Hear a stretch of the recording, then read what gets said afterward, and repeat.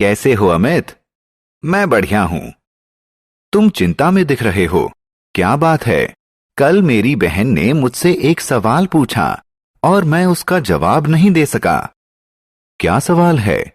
क्या मैं इसे हल करने में तुम्हारी मदद कर सकता हूं? उसने पूछा कि ऐसा क्या है जो हमें फल भी देता है और लकड़ी भी, जो धरती पर पैदा हो सकता है और पानी में भी, जो घर में पाया जाता है और जंगल में भी। यह तो बहुत आसान है प्यारे। उन्हें वनस्पति या पेड़ पौधे कहते हैं। आओ सीखें। विभिन्न प्रकार की वनस्पतियों का वर्णन करना। किसी वनस्पति के मुख्य भाग का वर्णन करना।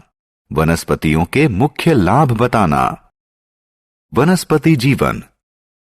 नमस्कार दोस्तों, मैं पंकज हूं।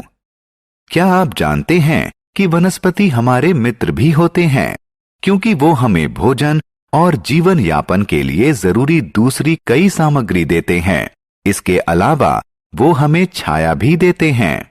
वो भी हमारी तरह सजीव होते हैं। उन्हें अपने जीवित रहने और बढ़ने के लिए आहार और जल की जरूरत होती है। उनमें भी हमारी तरह विकसित और लंबे होने की योग्यता होती है।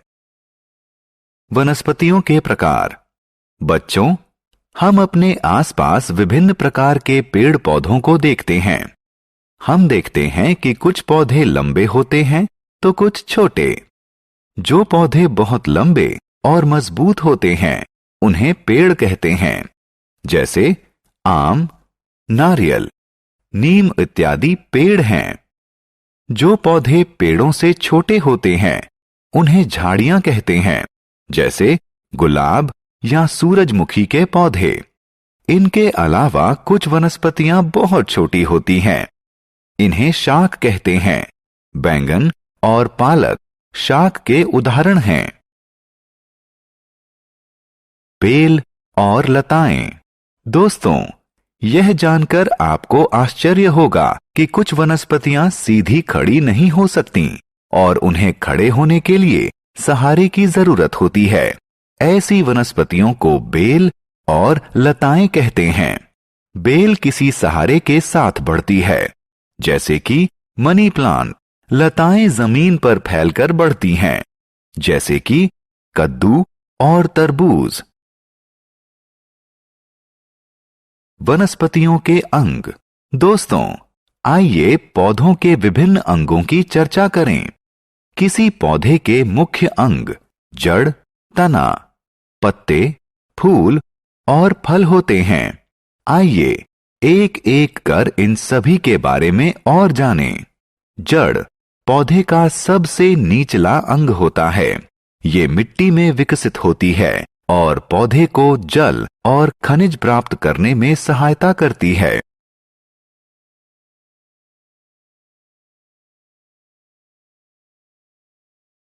तना और पत्तियां। पौधे का अगला अंग तना होता है। पौधे के कठोर भाग को तना कहते हैं, जो जमीन के ऊपर उगता है। यह पत्ते, फल और फूल को वहन करता है।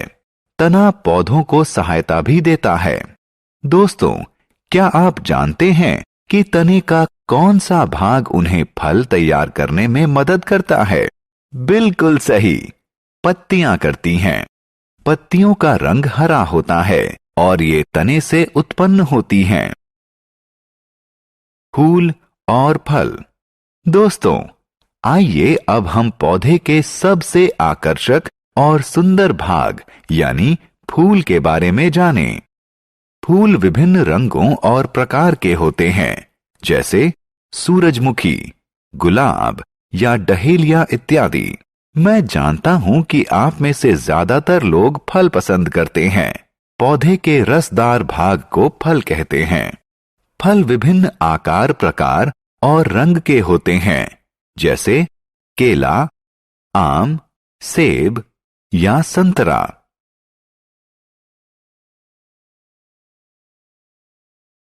बीज। जब हम सेब काटते हैं तो उसके अंदर क्या देखते हैं? हाँ, बिल्कुल सही, हम छोटे भूरे बीज देखते हैं। दूसरे फलों के अंदर भी बीज होते हैं, जैसे पपीता और आम। क्या आप जानते हैं कि नए पौधे का जन्म बीज से होता है?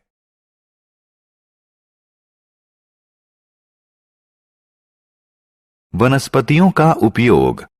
बच्चों, हम जानते हैं कि हम पौधों से खाने की सामग्री प्राप्त करते हैं। भोजन सामग्री के अतिरिक्त हम पौधों से अन्य बहुत सी चीजें प्राप्त करते हैं। बहुत सी दवाइयां व इत्र यानी परफ्यूम पौधों से बनते हैं। पेड़ हमें लकड़ी भी देते हैं। कुछ स्थानों पर लकड़ी से घर भी बनते हैं।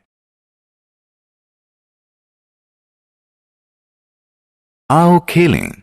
दोस्तों, आइए आपकी जानकारी की परीक्षा लें। पौधों के विभिन्न अंगों से उनके कार्यों का मिलान करें।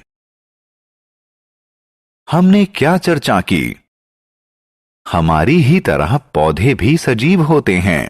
पौधे कई प्रकार के होते हैं, जैसे पेड़, झाड़ियां, शाक, बेल और लताएं।